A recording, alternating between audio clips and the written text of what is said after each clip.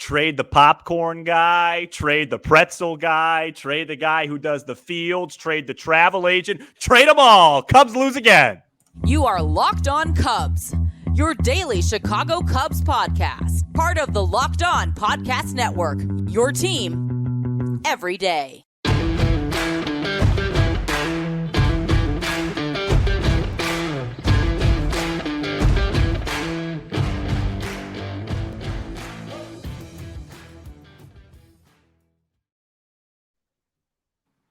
You are Locked On Cubs, part of the Locked On Podcast Network, your team every day.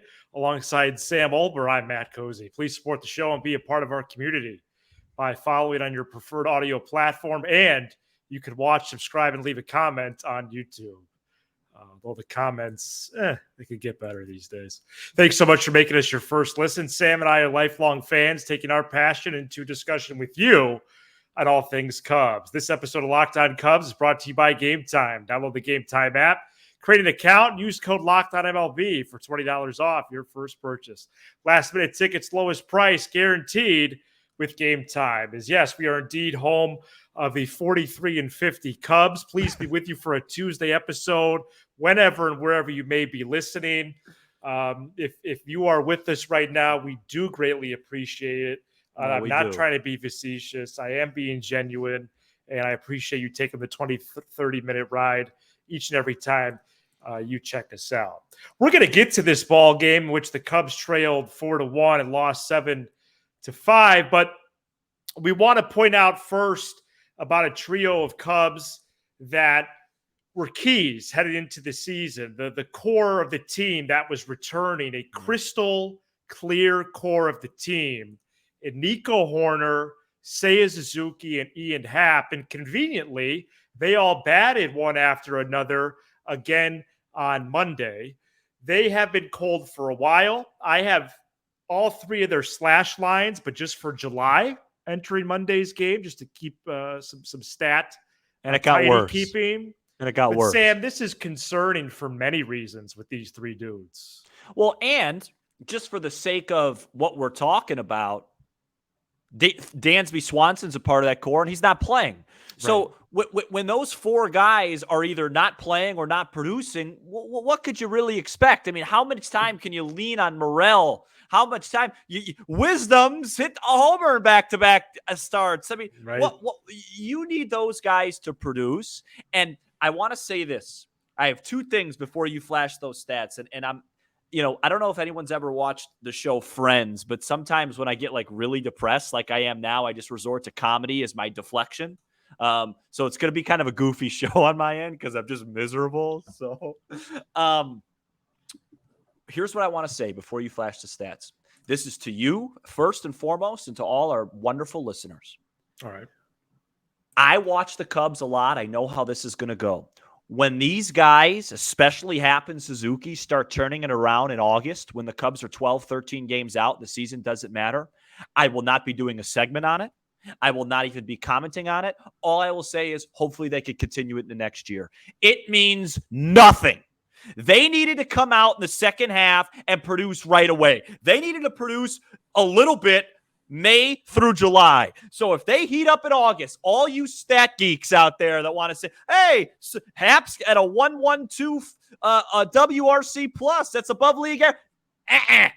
He didn't do it when it mattered, okay? It doesn't matter. Wrong show, by the way. Yeah, it doesn't matter what they do when the Cubs season is over. It just doesn't mean anything to me, okay? And the second thing I have for you, Matt, second thing is I have a question for you.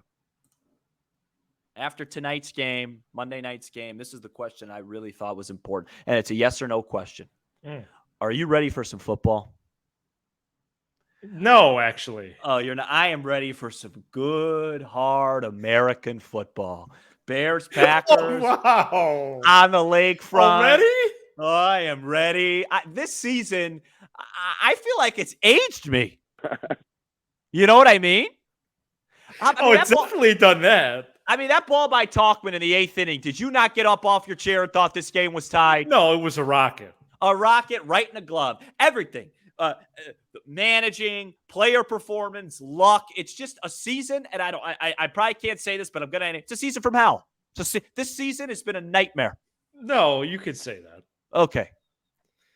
Well, and are you ready for basketball? Because I think that's like a Spurs shirt or something. Oh, it is, but no, I'm not ready for basketball. Okay, because that's like a while from now, man. Yeah, no, I got this shirt. I wore. Yeah, I used to root for the Spurs when Brandon played for him. Oh, okay, yes. So I got a shirt Former for Illini star Brandon Paul. Yeah, so I got a couple of shirts, but I'd rather watch that than another Cubs National still. Yeah, I training camp is around the corner. I mean, when is it? It's like a couple of weeks. Yeah, I hope that Justin Fields is going to improve as a passer. Let's do like a live show and for DJ Bourbon Moore, A. the top 20 receiver, is he not? Well, we thought that way about Ian Happ, and he had his first home run since September 1964 tonight. So, and I give him no credit for it. So basically, if you're with us here 6 minutes in, we're depressed. Flash up the stats. I hope you would know this show at this point. For the first time here, thanks for being here. But I just think Bellinger lost the ball in the lights. Maybe we'll have Kenny come on and talk about the LED lights again. No, he's not coming on here. Boog told a story about some paper flying in foul territory in the middle of a tight game.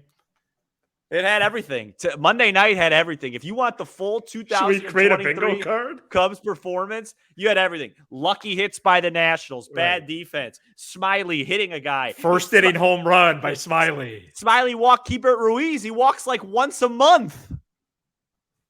And then 6 times a year. They made Keibert Ruiz. Didn't Keibert Ruiz have a huge series in Wrigley last year? This guy hits like 3. He never hits any homers until he comes here. I think he hit well in May at their place. And then, of course, Wisdom homers, and Happ hits his first home run right-handed of the campaign, which is almost embarrassing to say.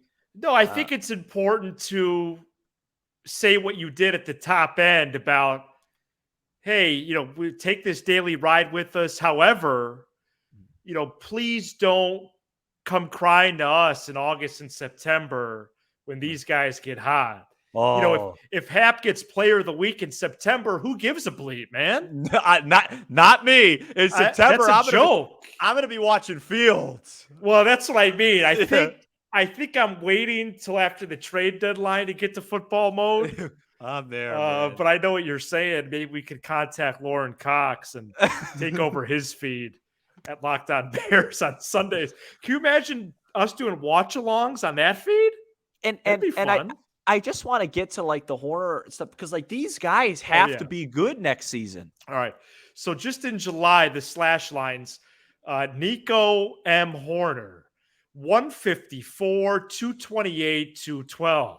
With he struck out 10 times in his last 5 games. He's a contact guy. He's lost. What happened? Yeah, he is lost. And I said this on yesterday's show. Something's not right. Right. He's like, did you see that call 30 took in the 9th? Yeah, he looks like he's one of the Tower of Terror ride at MGM. And he's my favorite Cub. Besides Kyle. Right. Seiya Suzuki, the $100 million man from Japan.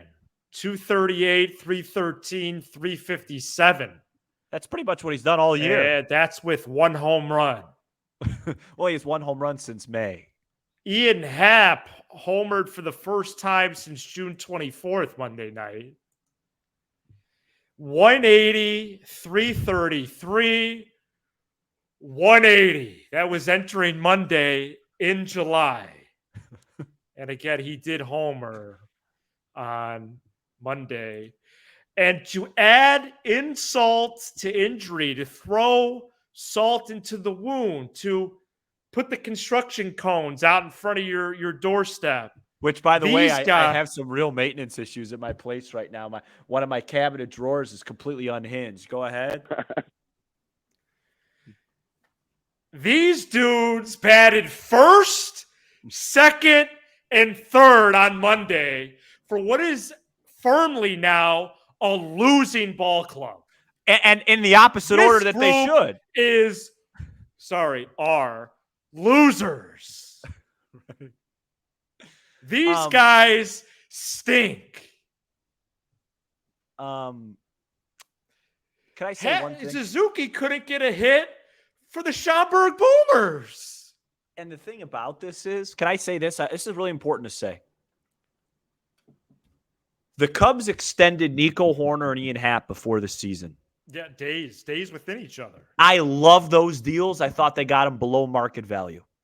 Right. When the Cubs went after Seiya Suzuki, 5 years, 100, it's really 5 years, 85 with the posting fee. Yeah. And I looked at what he did in Japan. I thought they got a bargain. My point is this. Yes, Jed Hoyer is judged upon results. And they right now are all struggling. But I can't sit up here and look in the camera and make fun of Jed when I liked all three of those moves. Now, listen, I wasn't pounding the table to extend Ian Happ before the season like others were. But at 3 years, 61, fine.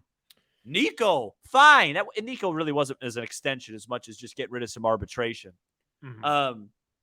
And then I felt fine. My point is this, Matt, and this is what Sylvie was talking about before we got on air on Twitter, and I think it's fair. I think we've done a really fair job blaming the manager, and we blame Jed. But the players have to play, and they have to produce. And next season, whether you trade Bellinger, you trade Stroman, or you don't, these three guys are probably going to be on the team. Yeah, and very likely. And yes, you'll probably add some slug around them, hopefully some everyday guys. But this team's going to go nowhere if these three guys stink. And that doesn't matter if they turn it around. I'm talking about starting next April. They need to produce consistently. March 28th. You can't go, in Texas. Crazy. You can't go months without being good. These Happ and Suzuki haven't been good consistently in months. Yeah, it's unreal. Yeah. And you can't just say, oh, you know what? Because Suzuki doesn't even look right. Like he's not even he's one-handing finishing his swing. It's an all or nothing swing at this point. Yeah, and that produces a lot of grounders. And people say, oh yeah, well maybe he needs some time. Forget that. What time? Every time you're in a slump, you don't get to just go to the IL. No, that's not fair. These guys have been brutal.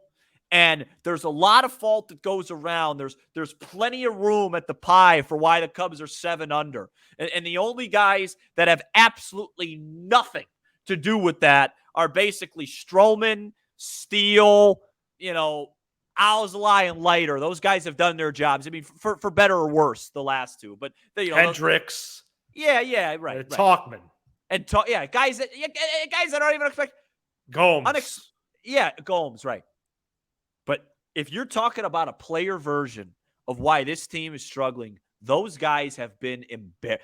Suzuki and Hoerner, their last two at bats to end that game today, and I don't say this lightly, embarrassing. Especially Nico, who prides himself and is on this team to make contact. If he's not making contact, he doesn't get on base and he doesn't hit for power. Well, and how about the bottom of the second? He grounded out with the bases loaded. Yeah, and I can't say it enough. He's just not a leadoff hitter, and Ross continues to just spit it out. Tomorrow, same thing. No, it'll be the same. Great at bat in the 9th from Amaya. It will be fun to watch him hit again next Tuesday. Let's continue to break down this hellish game coming up next. Today's episode is brought to you by Game Time. Buying tickets to your favorite event shouldn't be stressful. Game Time is the fast and easy way to buy tickets for all the sports, music, comedy, and theater near you. And the Cubs are somewhat comical at this point. With killer deals on last-minute tickets and their best price guarantee, you can stop stressing over the tickets and start getting hyped for the fun you'll have. Thinking about going to Wrigley Field this week? You could do that likely very easily at this rate with Game Time. Download the Game Time app, create an account, and use code LOCKEDONMLB for $20 off your first purchase. Terms do apply. Again, create an account and redeem code LOCKEDONMLB for $20 off. Download Game Time today. Last-minute tickets, lowest price guaranteed with Game Time. The Cubs play the Nationals at 7:05 p.m. Central Tuesday, and you can listen to every pitch with the Cubs hometown broadcast on SiriusXM. On the SXM app, search Cubs, or tune into channel 844 and catch the Cubs all season long on SiriusXM. The Cubs did trail early to the Nationals on Monday to continue their homestand, game 4 of a homestand, in which they're now 1-3. They trailed 4-1, lost 7-5. Couple 2-8 of in their rallies. last 10 home games. Oh, 2-8. boy. 2-8. Swept by Philly, Yikes. lost 2 out of 3 to Cleveland, 2 out of 3 to Boston, and now they're 1-4 against our nation's capital. Oof. Go-ahead run was at the plate in the 8th, and the tying run was at the plate in the 9th. Now 7 games under 500. Drew Smiley somehow did go 6. 5 runs on 8 hits, 1 walk, 7 strikeouts. Daniel Palencia, a lot of 2-out, 2-run homer in the 7th, and Leiter and Merriweather each pitched a scoreless frame in the 8th and 9th, respectively. We talked about the Happ and Wisdom homers. Bellinger posted 2 more hits. Cubs were 1 for 6 with runners in scoring position and left 6 on base. Anything else to zoom in on from this game? Yeah, only thing I'll say is I actually thought Smiley threw pretty well today, and it was just one of those nights. He didn't do himself any favors walking Ruiz and hitting Abrams, but the homer by Candelario was garbage. I didn't think that ball had a chance to get out. Then he gives up an earned run on a ball that Bellinger loses in the lights. That was a can of corn. So I don't know. I felt that very early in this game, top 1, Trey Mancini botched a pickoff. Yeah, because he has the athleticism of a guy that shouldn't be in the major leagues, and it took him about 35 seconds to get rid of the ball. Right. But I was really hoping for. I'm not going to lie to you. I thought it was in the cards. I thought it was a good matchup for a really good performance from Smiley, just to see if they could dump him in a trade, just to get, because they owe him almost $9 million next year. It's a lot, And at this rate, at best, he's a $9 million long reliever. Right. He might be pitching for the Chicago Dogs. You can't have him, Stroman, and if you bring back Stroman, Stroman, Hendricks at Tyone. No.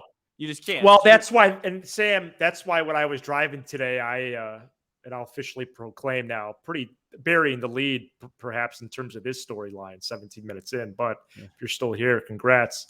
That's why Stroman's gone. Yeah. He's gone for sure. You think so? There's too many of the same profiles. Yeah, but you can't trade Stroman and then say, "Hey, we're going to keep like they got to go out and get some horses, man." Well, they got to go out and get different guys. Yeah, yeah, because and they keep telling us about Stroman might be traded Tuesday.